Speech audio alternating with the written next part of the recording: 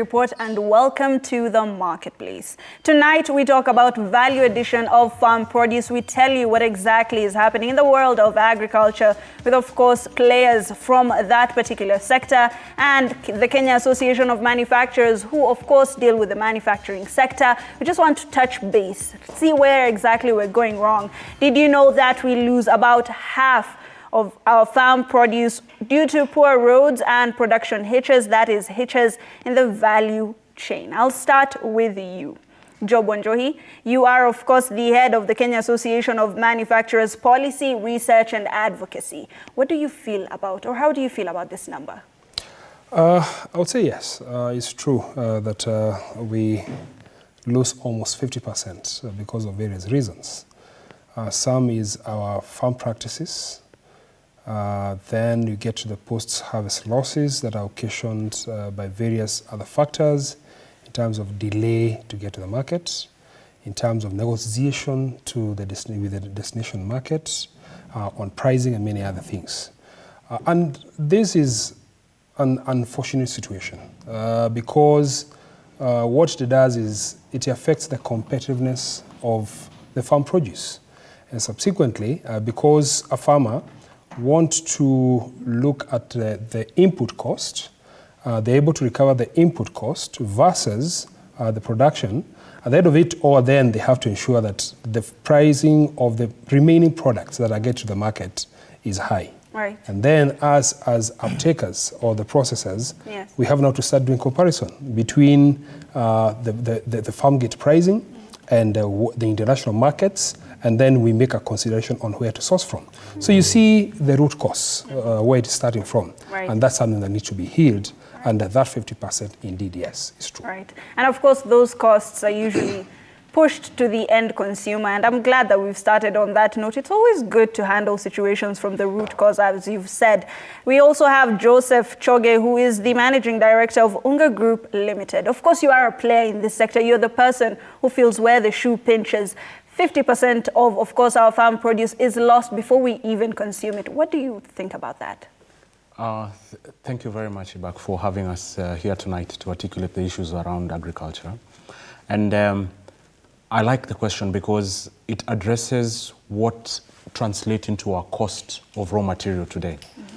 Because if I didn't have that 50% loss in the farm gate, then that produce coming in would mean more volume, which means lower pricing that I can be able to pass on to the consumer. Right. So it's painful every day that I go to the farms and see, you know, some say tomatoes, for example, mm-hmm, during a glut process, and farmers are having to throw away, you know, tomatoes, or if it's maize harvest or anything. So that post-harvest handling issue actually needs to be addressed significantly so that it reduces the cost of manufacturing for us, you know, in one way, because as long as the cost of input is low, definitely that pricing can be passed on to the consumer. Right. Today, you know, coming from the milling sector, somebody can easily, I was expecting you to start throwing stones at me. Right. Wapi unga ya 100. Oh, we were about to. It was going there. I knew it was coming. But, you know, but the question is, how do we go back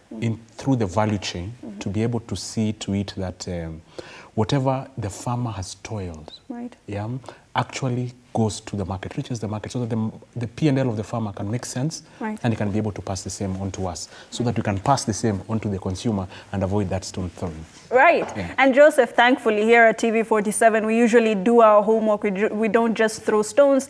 We do not blame anyone in the market. We do realize everyone has their significant role to play. And speaking of significance, of course, we have a few numbers here that we should be going through so that we know where exactly we are as a country and the significance of agro-processing, especially when it comes to consumption and the price of the goods that you consume there at home. Yeah. Now, Kenya loses almost half of its farm produce to poor roads, production hitches. Those are, of course, hitches that come, you know, within the value chain. We have several players all the way from production to consumption, and small-scale farms of about 0.5 hectares and 10 hectares is what we usually have in the country. So we have a lot of small-scale farmers, and they dominate the HMP areas. HMP, of course, being the high potential areas within the country. We are largely arid and semi-arid areas. If we have a lot of small-scale farmers taking up small farms, that also does affect the production. We have small-scale farming. We do not have, the power of numbers. I'll just throw it to you, Job. When it comes to small-scale farmers, of course, they are the majority farmers within the country, and they have small farms, and these are high production areas. Is this maybe one of the reasons why we are not producing as much as we would be, considering that each farmer does have the independence of growing whatever they want? You have stated the truth, that this is one of the reasons that are hurting the productivity of our farms. Right. Because even mechanization, unless you do mechanization with small machines as opposed to the large machines that are tractor pulled or driven, you cannot easily mechanize such farms.